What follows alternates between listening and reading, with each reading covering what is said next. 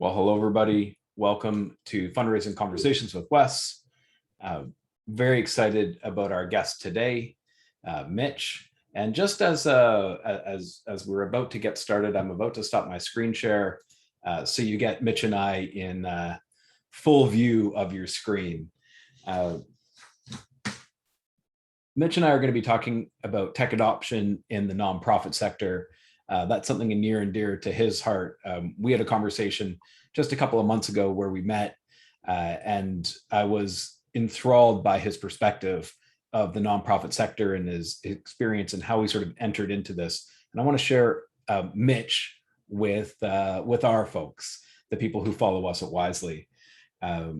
So we've got about an hour today. We're going to wrap this up at about 2:55, so you have time to get to your next online meeting, most likely. As I said, we're going to be talking about the tech adoption in the nonprofit sector. And before Mitch, I invite you to speak. I want to read your bio. It's super impressive. Here we go. So Mitch is the co-founder and CEO and the Chief Impact Officer of Pond. Pond is a reimagined marketplace for nonprofit tech where the right tools find nonprofit leaders and pay for their time. Pond came into being with the goal of putting the best tools within reach for any organization. And they do this by lowering the biggest barriers to maximizing technology. That's your time, your money, your expertise, and trust. Fanatic about impact with a strong belief in the scalability of social entrepreneurship, Mitch spent 7 years as an investment banker at Goldman Sachs. But over a year, developing Pond has taught him that the business world has way more to learn from nonprofits than the other way around. Mitch is also a board member of the LGBT Center of New York and leading fundraiser for the Cycle for the Cause, the Northeast AIDS Ride. Welcome, Mitch. Oh, thank you, Wes. It's always kind of awkward to hear your intro read. Yeah. The great news for me is that when I'm doing these interviews, I don't have to hear my own bio. It always makes me nervous, just as you said. So for the people listening in live right now, we have our Q&A, we have our chat. And what you'll see in chat is our connections on LinkedIn. There will be a post about Pond and how to connect with Pond, which is a very interesting thing. If you're in nonprofit, I would encourage you to check it out. And feel free to connect with us at Wisely or me directly on LinkedIn. So now that we've kind of got that started, if you do have questions, I would encourage you to throw them into the Q&A. If you have comments, that's a great place for the chat. And if we just see here on the chat, let us know where you're coming from, what city you're in, where you work, and we'll sort of watch that as we move along. So Mitch, off the top here, tell us a little bit about Pond. This is your baby. Yeah, of course. Thank you again for having me, Wes, and great to be with all of you. Excited to hear more about your work and challenges at the moment. But so as Wes mentioned, we started a company called Pond. It's really a new way for nonprofits to connect with the right tools and services that power their mission. We just saw too many barriers to organizations knowing about or having access to or being able to utilize the best tools and technology that the business world were benefiting from. And so we sort of turned the normal marketplace model on its head to say, what if a nonprofit could list their needs? So instead of doing the searching and researching and setting up meetings and all that, what if they could list their needs, problems, really have someone meet them where they are to explore what solutions might be relevant to them, and then get alerts based on who's interested in talking to them, and know that whatever they accept, they're going to get paid $100 for their time. So how this works in practice is we've had organizations come looking for a whole host of things, a CRM, an event platform, a website redesign, you name it. And we have over 160 vendors on the platform that can see those requests or needs in your profile. You might hear from 4 or 5 that say, here's what we do, would love to talk to you. If you take a call with them, you get 100 from each of them into your account. You saved all that time from having to source what the options were, to easily assess and compare what people have brought you, and then you get to apply the balance you built up to that purchase. So really demonstrating that we can streamline the process, save money, and make lots of things more accessible to people who didn't think they had the time or the resources to make it possible. So I work for a nonprofit, and I have a gap that I'm trying to fill in my technology. I go to Pond, I describe my problem. There's a connection to companies that actually solve that problem, and you're going to pay me to talk to them. Yeah, and it's the beauty of it is we don't make you say like pick from these 5 problems. It's in your words. We have people that know exactly what they're looking for. We need a new CRM that is XYZ, and they're sort of on the hunt, and they just don't have time to go out and scour the universe of what's relevant. We have other people who are just like, yeah, we struggle in this area, or we're facing this problem. I don't really know what's out there. And both of those are perfectly effective ways for the right vendors to find you, because they know what they're searching for. They know the problems they're solving. And we're really just putting the work on a provider for them to say who the right potential customer is. And they're paying tons of money in marketing to try to find the right potential customer. So we're just saying, why can't more of that money you'd spend on marketing go into the pockets of the customer you're trying to reach and incentivize more engagement with the person you're both trying to talk to, and just making that connection more efficient?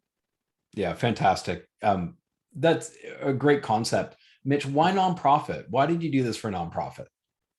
Yeah, I mean, so a little bit, I know you mentioned some of my background, which I'm sure a lot of people are like, Goldman Sachs investment banker, what are you doing here?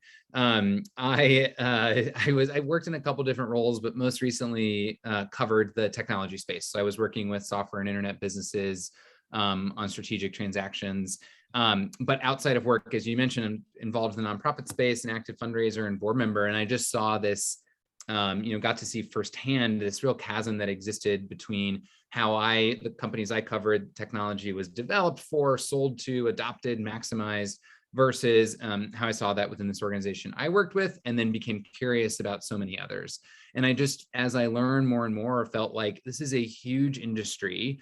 It's super fragmented, which is an opportunity to introduce more centralization of how these purchases are made, or how solutions are discovered. And in doing so, I knew so many other marketplaces, like when we think about marketplaces around cars or homes or travel, like big ticket purchase items for consumers who are not experts in that subject matter area. Marketplaces that are digital marketplaces that help make things comparable and transparent have done incredible things to those markets. And I felt like there was a real white space around nonprofits to do a lot of good and introduce a really compelling business that made serving nonprofits as a customer base and that go to market more accessible for more companies, so that there was more investment and innovation in a sustainable marketplace model that wasn't reliant upon like philanthropy and discount coupons and giveaways, which has sort of historically been the move for technology companies. It's like, once we've figured out something and sold a bunch of it to the rest of the market, we'll create a discounted version to nonprofit customers.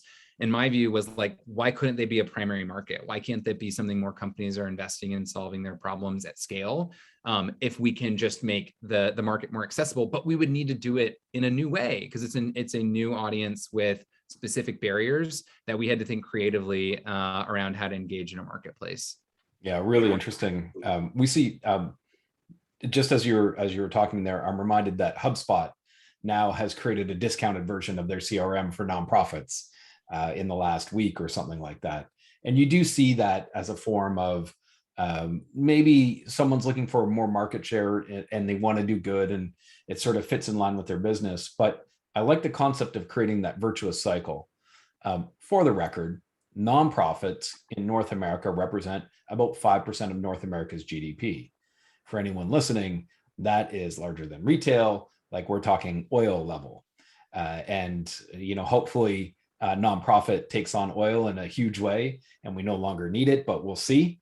There's lots of complicated things there to solve our oil problem. But nonprofit sector being absolutely huge, Mitch, I think creating this virtuous cycle of helping nonprofits get better only helps every one of us in our everyday lives and in our work.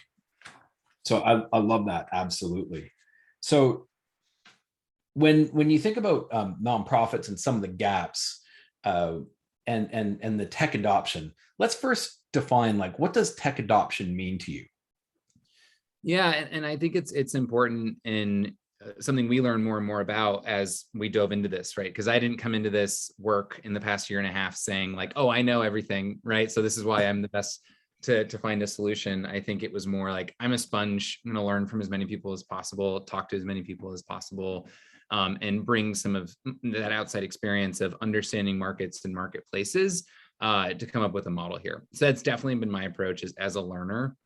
And I think tech adoption to me is not about having every single tool under the sun and a million subscriptions and that you should be spending all of your time on that. It's more a strategic component of an organization at a leadership level and an awareness to ask the question of, is there a better way? And I think that's something for a lot of organizations that I've come across where there's a bit of complacency with processes and things that are done at the organization, and be it like at an individual level or an organizational level, but sometimes it's really hard to acknowledge something could be better, this is taking a lot of time, or this could be improved, and how you get people to buy into change. There's individual resistance just because people don't like change, or maybe there's just a discomfort around technology. I think some of the biggest things specific to the nonprofit leaders we spoke with for themselves, or just it's rarely in the nonprofit space as well, which I think is a virtue of the sector. There aren't very many like solo decision makers around much. It's very collaborative decision making, unless you're like a single person organization or super small nonprofit.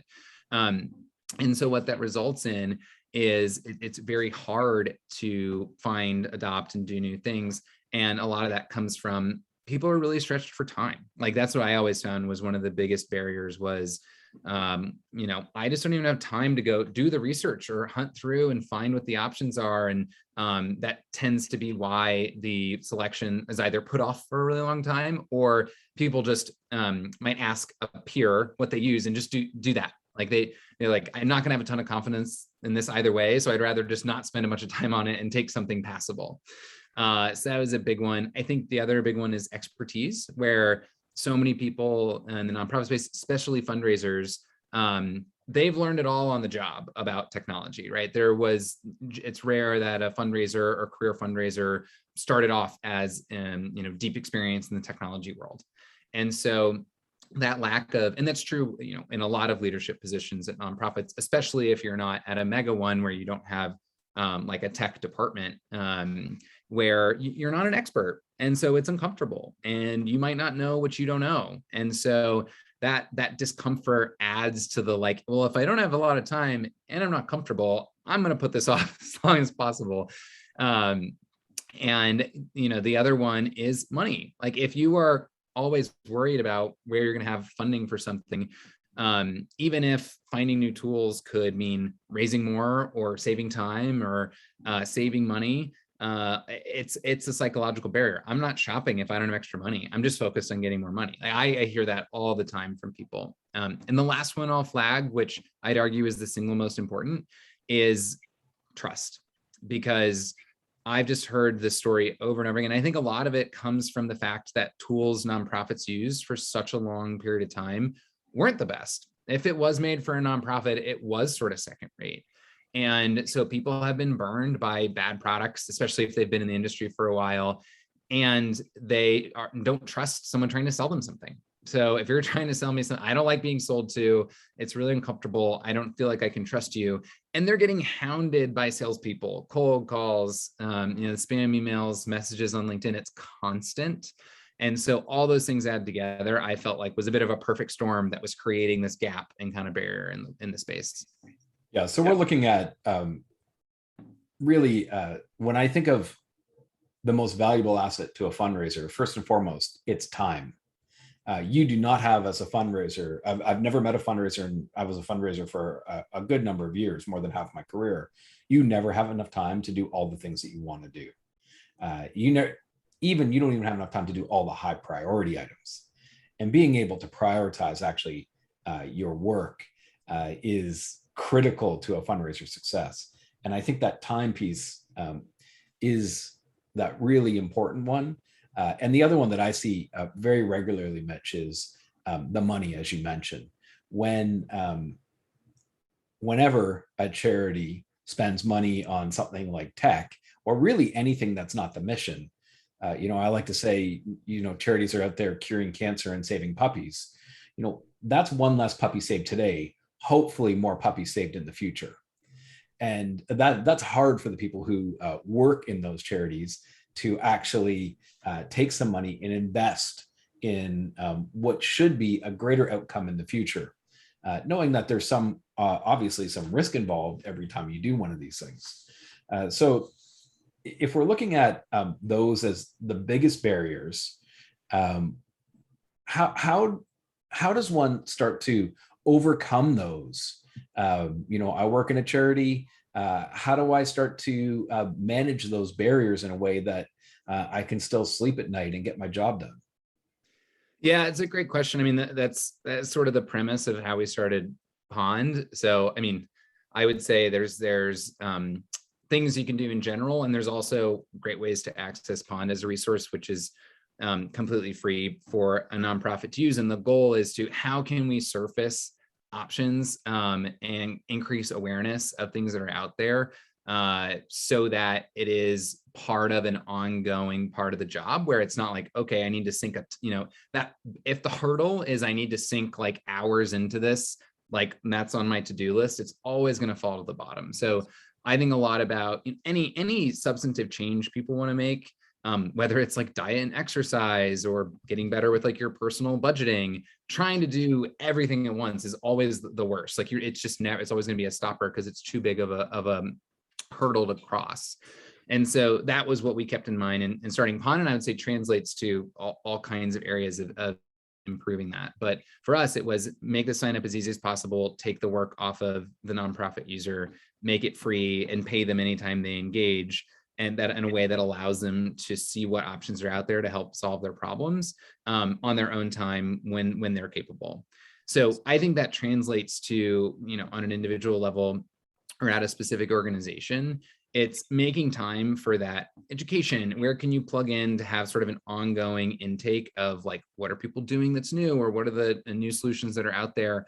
And an ability to ask the question of not just accepting this is a slow process or this is a manual process and we may just continue putting up with it forever, but it's just really asking the question, like, is there a way to do this better, and prioritizing that from an individual and strategic level at an organization. I think that's the best way to get started. Then you start as you build, and then you have the ability to say, okay, now I've been asking the right questions, I've been building awareness. And so when it comes to making a decision of investing more time or investing money into something new, it wasn't either something that sunk like all of your time and bandwidth, and it's also not sudden, and it's not so shocking. It is something you've been building into by engaging more and increasing awareness. Yeah. So what I heard there is that it really starts with the curiosity of, can we do something better? And if you feel like there's a possibility that this one thing that maybe we dislike doing it, maybe it takes a long time, maybe it seems like an antiquated process or method, that's kind of where you want to start and define the problem and start searching for potential solutions. Yep. Let's go back to March 2020. Like the NBA canceled their all their live games, and all of a sudden the entire nonprofit sector, which was not prepared for that, and arguably the world wasn't prepared for this. What happened there, and how does that have a knock-on effect on tech adoption and the whole sector?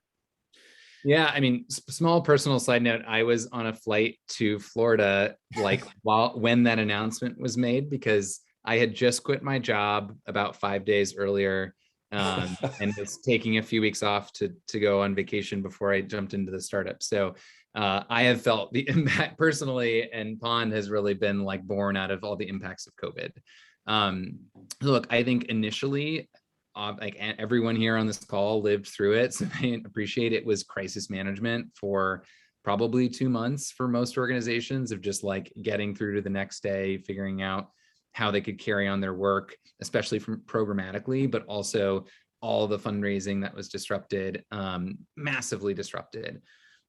But with any disruption, and the fact that this was focused on technology, because your only way to survive for so many people, both programmatically and in your fundraising, was understanding how you could bring it to a virtual and digital realm.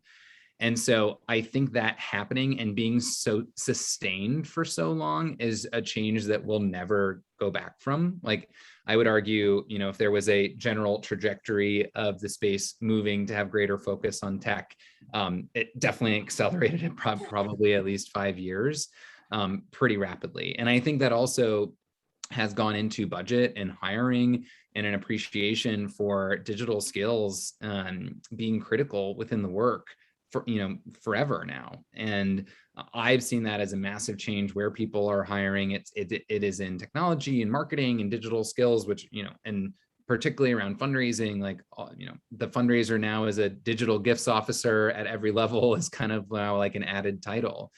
So I have seen over that period of time a general understanding from organizations board level down that this is going to change budgeting, this is going to change staffing, and therefore it has to change how we think about procuring tools and services. And so a big rotation, honestly, from either if you had something old that's just not cutting it anymore, that you've got to be engaged to figure out what else is out there, or if you really haven't adopted much technology at all. I mean, it's a time, especially for newer or smaller organizations. I've seen organizations just take like leaps and bounds forward to say like, hey, well, I'm going to get started on the right foot now. I appreciate the importance of this. And just because we're small doesn't mean we need to be antiquated. And we can really take advantage of this situation to set ourselves up to scale in the future. Yeah, I had done a little bit of work in the animal shelter space right when this kicked off, that transformation, and some of the challenges that they had, which is like there are still animals that need help, but no longer can they be adopted because of the process of adoption. Like, and they all followed the same process. None of it was touchless or virtual. You went in and looked at dogs. You looked at cats, and that's how you found your new pet. So they went through a transformation very quickly, because it was so closely tied to the mission in their success. I think that they still have a lot of work to do on paying off some of that technical debt that they took on to make that work, but also on the fundraising side. On the mission side, I saw them move very quickly. On the fundraising side, they didn't keep up as much, generally speaking. So it has been fascinating, and I love getting the opinion of people who sort of like lived through this and their perspective on what they witnessed. We talk about sort of like that changing environment. That must also have an effect on the expectation donors have on how they're treated, or constituents in general, how they're treated by the nonprofits. I remember we used to talk about this a long time ago at U of T. FedEx came out with your ability to like literally see where your package was online. And before that, you had no way of knowing, like, you sent a package, where could it be? Did it get delivered? These are the questions that, you didn't really have answers to. And they came up with this online tracking, and you could easily see where it was, and you'd have to call someone. And we really witnessed there that the expectation of donors changed. They wanted to know, well, where did my money go? How, if I'm making this gift, how is it turning out. We made an agreement to improve student lives. Is that happening? That must be going on. You're seeing it. What are your thoughts here? Yeah, I think not that the nonprofits, one of the best things about the nonprofit space is it's not overly competitive all the time.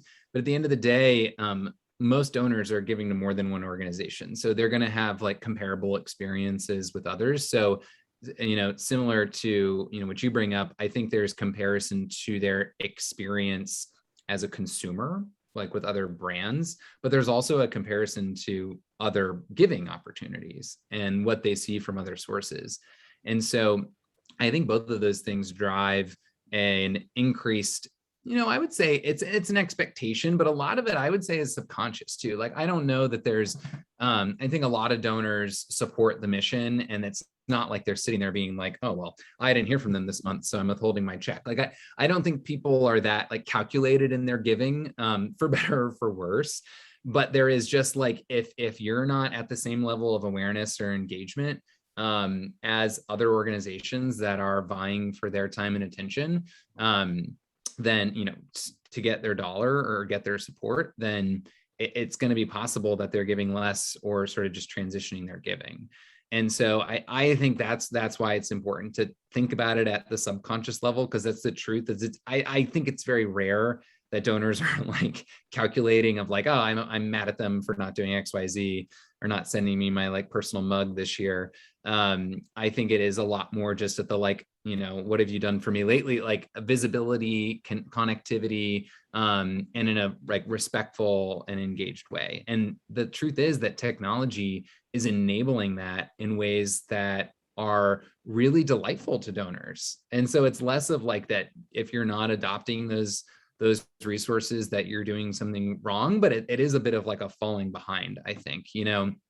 I had, and there's a broad spectrum, but like one of the organizations I worked with in the past year implemented their a more like within their donation end of the year appeal, they included like a link to donate, and they like were shocked at how many people didn't just want to send a check back in the mail, and like the delight that introduced from people of how easy that was, how much more they tended to give, all that kind of stuff. And so there's like the simple examples like that all the way up to personalized mass video messaging and like mechanized handwritten thank you notes. Like, especially when you talked about time and bandwidth, it's a function of what are the tools and what are all the tools in our tool belt to go after donor acquisition and engagement and stewardship. And then how does that match with our time and resources? And I think it's those tools that are doing more of the work for you to scale, make such a better use of your time. And I think that's what's been really exciting to see people leverage more of that to get the engagement to their donors. And also, all those things I mentioned are about the connection with the story and the mission. Like better ways to do that at scale in a personalized way it's really exciting, but it does raise the bar for everyone. Yeah, absolutely. I was lucky enough to serve some large, sophisticated nonprofits, and we were raising lots of money, which means we had money to spend. And I had a mechanical writer, for instance, that would handwrite letters to 1,000 people type thing. But smaller nonprofits must be more challenged. And how does someone in a smaller nonprofit start to think about what they can do? Yeah, I mean, that's been where we've seen a lot of traction with Pond too, especially if it's like, this is what we use today, and I'm not sure what's out there. Like, we're interested in leveling up. I think a lot of what's been exciting is you mentioned like you had your own mechanized handwriting. There are providers out there today that, can do that in a much more accessible way, especially compared to direct mail pricing. If, the fact that they do it all in one makes it pretty comparable if you're already doing direct mail, even at a small organization. So I just bring that up to say, which is a general process in tech development that, there are like point solutions that people come out with that are going to be expensive at first. And then over time, competition develops, you want to open more market share, you come up with a freemium model or something that gives people access. So I think I have seen more and more platforms that have developed like more entry-level pricing that historically were more sophisticated, or I should just say like priced less accessibly, and doing that in a way where there's a free trial or a month-to-month option. These are things that give a small organization the ability to test. Like that's something that I say all the time, sitting at the intersection of startups and tech startups and nonprofits, is the beauty of testing new things. And you mentioned earlier some reticence to do that because of risk, because of short time horizons that you're evaluated in 1 year at a time for different grants or funding opportunities. So it's tough to find that space to experiment. But I think technology is one of those where we're lucky that some of these things have become accessible, not necessarily to say, that small organization can afford everything, but they can afford to test it out and make a case for it, right? To make that like conscious decision of, is it worth us investing further in this? We actually have real evidence now to go off of. And I think that is true for programs and how you run an organization. And it's certainly true for testing different things around fundraising. Yeah, just a shameless plug here for Wisely. We offer free trials, and our AI prediction engine is something that would be completely inaccessible to, anything mid-sized charities and below. Only the most sophisticated, just a few years ago, would even be challenged by pulling off what we actually will allow a charity to try for free. So I certainly align with your concept of, test it out and see if it actually, like, you dip your toe in. That's how I like to describe it. You dip your toe in. Is this something that can help our organization? Is there an ROI? Can we justify the time and the resources that go into making that successful? So that's one of the reasons, Mitch, why we're talking is I think we're so well aligned on how we think about this. Yeah, it's so true. And I think there's it's funny, a lot of people have compared Pond to a dating app because there's like the vendor makes the first move, right? They've got to look at your needs and assess whether they think they'd be a good fit. Then you have to also opt in to say, oh yeah, look, something I'm interested in, want to talk. So there's sort of that like dual opt-in matching nature of it all. But similar to dating, I think there's like a feeling that if you try it or you take that first step, that there's that fear of commitment. And I think particularly when it comes to tools and new services and things that you're just assessing, like give yourself the space to check it out and not feel like there's some massive commitment. And I say that to all, especially small organizations, but anyone, and just from my own experience, like if someone wants, the only way for you to engage is to sign a 1 year, 2 year contract, like if that's unless you have total conviction and you've used that type of tool before and you just know, it's I would argue never the right thing. Like give it a month at a month-to-month rate, and then you're not losing that much on the discount. Just really make sure, because needs change so much, and that's why it's important to test and trial things. So some nonprofits are better than others at this tech adoption and sort of where they are in this digital revolution life cycle or evolution life cycle. What are some of the characteristics that you've seen of the good nonprofits, the people who seem to be blazing the way? How are they doing that? Why are they good? Why are they standing out? Yeah, I mean, I wouldn't call any nonprofit any of them bad. I don't know that it's a binary, but it is where I've seen the most success are people that have like donors and board engaged in understanding why their investment in technology is critical to what they do. And it's a part of how they serve their mission from a fundraising perspective and from a program delivery perspective. And because oftentimes if there's a culture set up that is like, oh, well, we'll never get this approved by our board, or this will never pass our budgeting because you wanted to try something new, I think whether it's a real or just a perception, like that stymies a lot of creativity and experimentation, which is what tech adoption is all about. And so that's the thing that I've been most struck by, especially like the users on Pond that have gotten the most out of it, actually going to their board and being like, this is a tool that helps us discover and experiment with things at a completely no risk way and actually makes things more affordable for us. And like being able to prove that you are exploring and being creative and, you know, thinking bigger about how you could serve your mission, that looks great to boards, funders, donors. And it is obviously like ultimately better for your mission, but it comes with those, you know, the ups and downs of some, you'll try some things that might not stick and it took a little bit of time. So there is risk. And so you do need that buy-in for everyone to understand, like, that's the culture we are trying to build. So I think that is a cultural thing.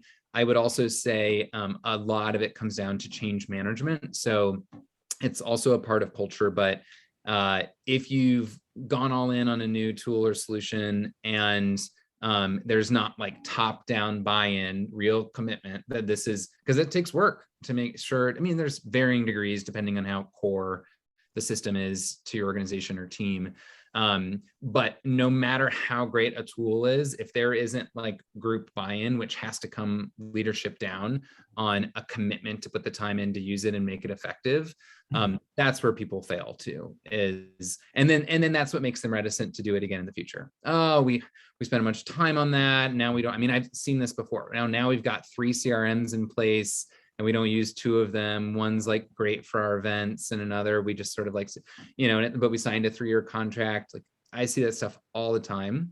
And I think it prevents people then from the engagement on an ongoing basis. So I think it's that culture, celebration, and like leadership buy-in, both on the exploration and also on the actual change management implementation of these things. Yeah. So what I'm hearing, Mitch, is that most often it sort of starts with that leadership. So the top layer of the nonprofit, be it the board or the executives, who care to try to do something better and maybe in a different way. And then organizationally, it's creating a culture where it's okay to experiment, and you know, like, no one wants to fail on all their things, but if you don't have the ability to fail, no one wants to take that risk to level up. Mm-hmm. Yeah, ability to fail, and also like it's easy to get excited about something, but you've got to have some accountability and rigor in the change management of how you actually start using something new to give it a fighting chance to know if it was a success or not. Right. Yeah. You could sign up for a free trial, not use it, and there was nothing learned. Yeah. For sure. Yeah. It was just a time you want to make sure one way or the other, your time investment and deciding not to use it was not a waste of your time at all. Right. So, but it, like you said, if you're not giving it the time to any time, yeah, there probably was some time wasted. Yeah. Just checking our time here. We're doing good. When someone works in a nonprofit and they're sort of feeling some of the other side of the coin that we just described, where leadership's like, hey, let's try this. What advice would you have for someone to try to bring forward some new concepts around tech and position it to maybe a more technologically conservative leadership level? Yeah, it's a great question, and it's another like value prop that we're very focused on at Pond, where we've seen for the folks that have used the platform all the way through to finding something new and acquiring it and maximizing it, they become heroes internally in their organization, because it's like, whoa, you found all this stuff and you got paid to listen to demos, so now it's cheaper for, like, it just blows people's minds because they've never experienced it before. So I think that, and I bring that up to say, I think demonstrating to people that you do sort of become a bit of like, you've got to sell it both on the acquisition and then of the buy-in of implementing and using the thing in the future. And so finding ways to learn and educate yourself and provide precedent and or comparisons, other examples of where this has been used in some organizations. And I think, willing to be a captain, it kind of goes hand in hand with that. Even within our company, we use lots of tools, as every startup or nonprofit does, and we have assigned someone on the team to be the captain of that tool. So they're the ones responsible for assessing like new integrations that you could add or upgrades, or even if there's just sort of like cultural principles and how we want to use Slack, or how we want to be engaged with our pipeline in HubSpot or whatever it is. And it doesn't need to be the IT person's job. Like, all of these things can have a captain that is non-technical, because there isn't, like, we all have to be conversant in these tools today. There's no avoiding it. There's no like, that's the IT department's problem. So I think those two things are most valuable. It's like having the awareness and understanding, which Pond makes much easier to understand the spectrum of options to get ahead of questions from people. And then it's just a commitment to, and I believe in this, and so I want to help see it through to fruition, and kind of putting your hand up to captain it. I think if you lay all that out there, that's a pretty compelling case. In addition to, if you found a way to save a bunch of money on it, always helps too. Yeah, saving money is a nonprofit's favorite activity, I think. Yeah. The concept of a captain is intriguing to me. First, at Pond, did they get a special hat? We actually have one of our slogans. We made these hats that say, "One of my many hats." So yeah, like everyone has one of those now, so it is multi-purpose on purpose. Oh, I love it. Thank you for sharing that story.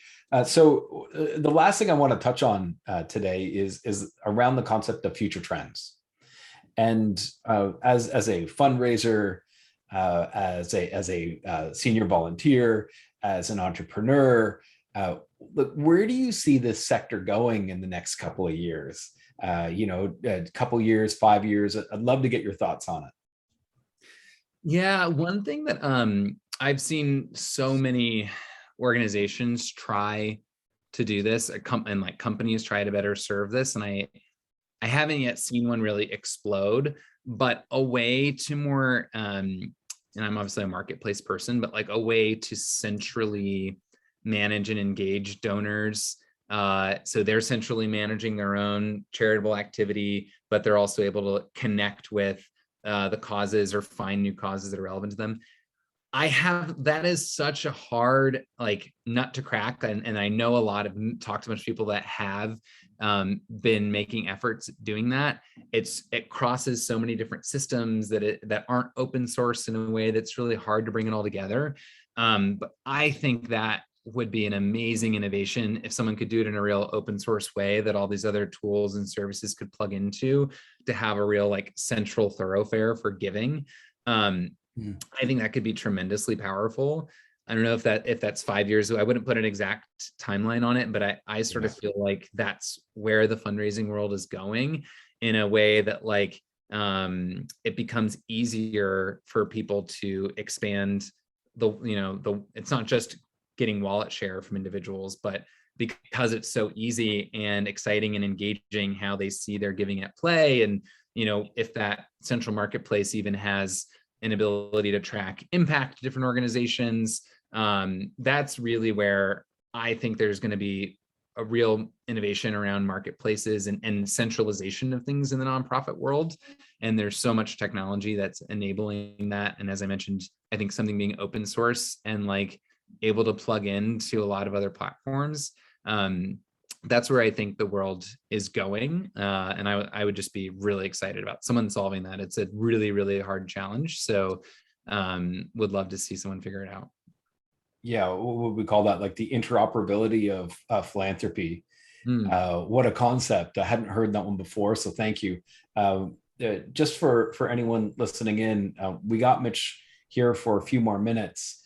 If you have a question about the future of philanthropy as you see it, or as Mitch sees it in his eyes, please ask in the chat or in the Q&A. And while we're waiting for a question there, this, sort of like the context of the interconnectivity of giving and outcomes. Mitch, how much work do you do there, let's say in your volunteer life, to make donors understand like the impact of those gifts? Yeah, I think it's become pretty table stakes to be able to say your $100 is accomplishing X at our organization. I think I would love to see that standard. I mean, I come from the finance world, and I feel like there's an opportunity to, the same way we have a standardized language around finance, like that didn't always exist, right? Like there had to be an effort to standardize the way people track and capture their financial outcomes of their businesses. And I think that, and I know there's work being done on this, and I'm just a fan, but I think there is a ton of opportunity in standardizing that impact tracking and reporting. And I think if that could plug into marketplaces, both for donors, but also for the vendors that serve you. I mean, that's something that I think about as the future of Pond too, is, there's a lot of value to a company to serve a mission. They want those stories. They want it in their annual report, how many, hungry kids they helped feed with their solution that was utilized by nonprofits or whatever the cause area. If we were able to say, when you connect to customers through Pond, you also get a quarterly like impact report because it's so standardized and aggregatable through our platform. I think that could be another way for organizations to capture the value of what they're doing to make better tools and services more accessible, because there's real value, and it's hard, like it's really hard to quantify the value to that for-profit company and having impact via the tools or services they provide to their customers.